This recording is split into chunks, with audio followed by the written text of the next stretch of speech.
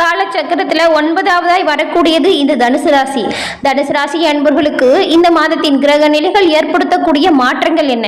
இதுவரைக்கும் பட்ட கஷ்டங்கள், துன்பங்கள், துயரங்கள் குறையுமா இல்லை இனியும் அதிகமாகுமா? இந்த மாதத்தின் கிரக நிலைகள் உங்களுக்கு உணர்த்தக்கூடிய விஷயங்கள் என்ன? என்ன மாதிரியான விஷயங்கள் சாதகமா நடக்கும்? தனுசு ராசியில் இருக்கக்கூடிய மூலம், பூராடம், உத்திரம் இந்த 3 நட்சத்திரக்காரங்களுமே உங்களோட வாழ்க்கையில மேன்மை அடைய இந்த மாதம் உங்களுக்கு எப்படிப்பட்ட வழிகளை அமைத்து கொடுத்திருக்கு? இது பத்தின முழுமையான தகவலையுமே நீங்க தெரிஞ்சுக்க விரும்புறீங்களா? கட்டாயம் இந்த பதிவு நீங்க பயன்பெறும் வகையில் அமையும். அதனால ஸ்கிப் பண்ணாம முழுமையா பாருங்க. நீங்க இப்பதான் ஃபர்ஸ்ட் டைம் பாக்குறவங்களா இருந்தா நம்மளோட சேனலை மறக்காம சப்ஸ்கிரைப் பண்ணி வச்சுக்கோங்க. தனுசு ராசி. தனுசு ராசி ஆதிக்க ராசி, அதிகார முகம் கொண்டது. அறிவில் தெளிவு கொண்டவங்களா இந்த ராசியை சேர்ந்த நீங்க இருப்பீங்க. அறிவு தாகம் கொண்ட ராசி நல்லது எது கெட்டது எது அப்படின்ற ஒரு விஷயத்த யூகிக்கும் முன்னே சொல்லக்கூடியது. தனுசு நெருப்பின் ராசிகள்ல ஒன்றா இருக்குது. குருவின் ராசியாகவும் தனுசு விளங்குது. இதனால இவங்களுக்கு அறிவின் மீதான தாகம் எப்பொழுதுமே அதிகமா இருக்கும். தனுசு ராசியை சேர்ந்தவங்களை குருத்துவம் பிடித்தவங்க அப்படின்னு சொல்லுவாங்க. அது என்ன அப்படின்னு பார்த்தா, தானே குரு, தான் சொல்வதே சரி அப்படிங்கிற கருத்து எல்லா இடத்துலையுமே இவங்க வைப்பாங்க. அறிவு தாகம் அதிகமா இவங்களுக்கு இருக்கும். இவங்க குரு பக்தி, கடவுள் பக்தி, பெரியவங்களோட சொல் கேட்டு நடக்கிறது, இந்த மாதிரியான உயர் பண்புகள் நிறைய இந்த தனுசு ராசி அன்பர்கள்கிட்ட இருக்கும். அதே போல தனுசு ராசியில் இருக்கக்கூடிய ஒரு சிலர் எல்லாம் பார்த்தா வச்சுக்கோங்களேன், உடல் பலம் வாய்ந்தவங்களா இருக்க மாட்டாங்க. பார்க்க நோஞ்சானா இருப்பாங்க. ஆனா அவங்க அறிவில பலம் வாய்ந்தவங்களா இருப்பாங்க. யாரையுமே தன்னோட அறிவினால அடித்து காலி செய்யக்கூடிய ஒரு ஆற்றல் இருக்கும். அவங்க கிட்ட ஓவர் கான்பிடென்ட் லெவல் அதிகமாகவே இருக்கும். எந்த ஒரு செயலையுமே சவாலா ஏற்று வெற்றிகரமா செய்து முடிக்கக்கூடிய வினைத்திட்பம் உடையவங்க தான் இந்த தனுசு ராசியை சேர்ந்தவங்க. அதே போல திட்டமிடுதல் மற்றும் வேலை வாங்குவதில் எல்லாம் கெட்டிக்காரங்களா இருப்பாங்க. தனுசு ராசிக்காரங்களுக்கு எந்த கஷ்டம் வந்தாலுமே சரி, அதெல்லாம் பெருசா அலட்டி கொள்ள மாட்டாங்க. விசுவாசமும் நேர்மையும் மன உறுதியும் அன்பும் கலகலப்பான பேச்சும் நகைச்சுவை உணர்வும் அதிகமா இந்த தனுசு ராசி அன்பர்கள் கிட்ட இருக்கும். தனுசு ராசி ஞான செருக்கையும் குருத்துவ குணத்தையும் மேனேஜ் பண்ணக்கூடிய ஒரு ராசி. அதே போல இந்த தாய் தந்தை மற்றும் கணவர் மனைவி அமைப்பால் இவங்க ரொம்பவுமே பாக்கியசாலிகளா இருப்பாங்க. தனுசு ராசியை சேர்ந்தவங்க இவங்களுக்கு அமையக்கூடிய வாழ்க்கை துணையால் பெரிதும் இவங்களுக்கு உறுதுணையான பல விஷயங்களை மேற்கொள்ளுவாங்க. அதே போல தனுசு ராசிக்கு நேரம் காலம் அப்படிங்கிற ஒரு கட்டுப்பாடே இருக்காது. அது எதுக்கு அப்படின்னு பார்த்தா, இடம் பொருள் ஏவல் இதெல்லாம் இவங்க பார்க்கவே மாட்டாங்க. எந்த நேரமா இருந்தாலும் எந்த வேலையிலுமே எளிதா செஞ்சு முடிச்சுட்டு போயிடுவாங்க.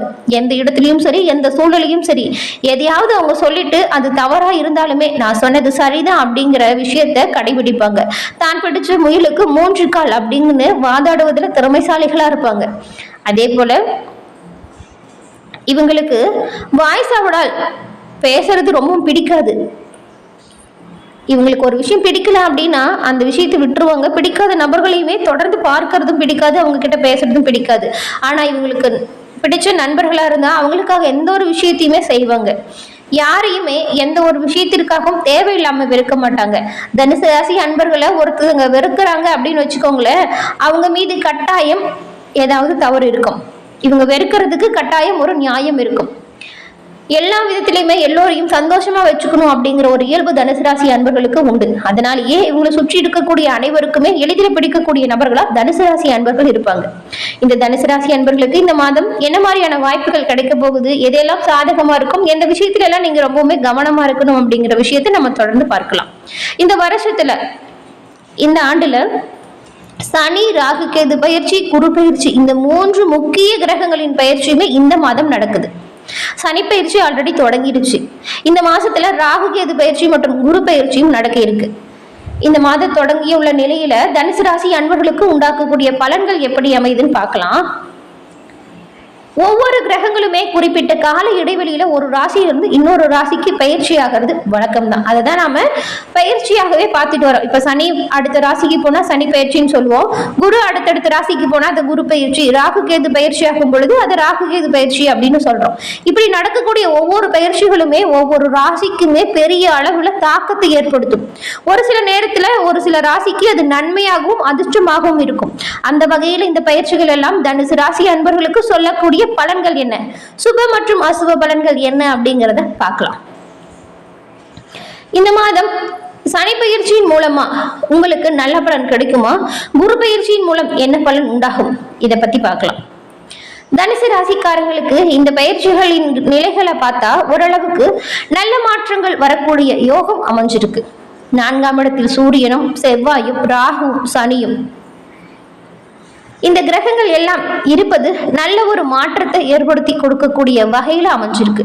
இதுவரைக்கும் எவ்வளவோ கஷ்டப்பட்டிருப்பீங்க, எவ்வளவோ வெளியில சிரிச்சு பேசியிருந்தாலும் உள்ளுக்குள்ள 1000 கவலைகள் உங்களோட மனதை போட்டு வாட்டி வதச்சிருக்கும். இந்த துன்பம் எப்ப தீரப்போகுது அப்படின்னு மனக்கவலையில இருந்திருப்பீங்க. இந்த கிரகநிலை மாற்றங்கள் மூலம் இதுவரைக்கும் இருந்த கவலைகள் ஓரளவுக்கு தீரக்கூடிய யோகம் இருக்கு. உங்களோட நல்ல செயலுக்கு நல்ல பயன் கிடைக்கும். அம்மாவுக்கும் பிள்ளைக்கும் சில உடல் நலத்துல பாதிப்புகள் வரலாம். ஆரோக்கியத்துல நீங்க கவனம் செலுத்தணும். தூர இடத்தில் இருக்கக்கூடிய நபர்கள் தாய் தந்தையரை பார்க்க முடியாத சூழல் வரலாம். ஏதாவது லீவுக்கு வர மாதிரி இருந்தா கூட அந்த லீவ் கொஞ்சம் தள்ளி போகும். அதுதான், பெரிய அளவுல பாதிப்பு எதுவும் கிடையாது. சிலர் வந்துட்டு வேலை விஷயமாகவோ கல்வி விஷயமாகவோ கூட பெற்றவங்களை பிரிஞ்சு செல்லக்கூடிய சூழல் உருவாகலாம். 50 வயதிற்கு மேற்பட்டவர்களுக்கு வீடு கட்டுவதில் சிறு சிறு தடைகள் வரும். ஏற்கனவே வீட்டை கட்டிட்டு இருக்கிறவர்களுக்கு பண பற்றாக்குறை ஏற்படுவதற்கான வாய்ப்பு அமையும். இளைஞர்களுக்கு வண்டி வாகனம் சார்ந்த விஷயத்தில் நெருக்கடி வரலாம். 15ஆம் தேதிக்கு பிறகு பாக்கியாதிபதி சூரிய பகவான் உங்களுக்கு உச்சம் அடைகிறதுனால வேலை அமைப்பில் எல்லாம் அருமையான மாற்றங்கள் வரும். மாத தொடக்கத்துல நீங்க எந்தெந்த விஷயத்துல எல்லாமே கஷ்டப்படுறீங்களோ அந்தந்த விஷயத்துல எல்லாமே லாபத்தை பார்க்க முடியும். அதனால முடிஞ்ச அளவுக்கு பெரிய அளவில முதலீடு தொடங்குறத மாத தொடக்கத்துல குறைச்சிடுங்க. மாத இறுதியில 15ஆம் தேதிக்கு மேல உங்களுக்கு கிரக நிலைகள் மிகவும் அற்புதமா இருக்கு. அப்போ நீங்க செய்யும் பொழுது யோக பலன்களை பெற முடியும். வெளிநாட்டில் வெளி மாநிலத்தில் இருக்கக்கூடியவங்க அந்த சமயத்துல சொந்த ஊருக்கு திரும்பி வரணும் அப்படின்னு நினைக்கும் போது சாதகமான நிலை ஏற்படும். 15ஆம் தேதிக்கு பிறகு குரு 6ஆம் இடத்தில் இருக்கிறார். அடுத்த மாதத்துல 7ஆம் இடத்துக்கு போவார். 5ஆம் அதிபதியா செவ்வாய் 8ஆம் இடத்துல மறைந்து நீச்சம் அடைகிறார். இந்த மாதம் பெரும் பகுதி நீச்சமாகவே இருக்க போகுது. 2ஆம் இடத்தை செவ்வாய் பார்க்கறதுனால துடிப்பாக பேசும் நபரா நீங்க மாற போறீங்க. பேச்சுவார்த்தைகள்ல கனிவை கடைபிடித்தா ரொம்பவும் நல்லதா இருக்கும்.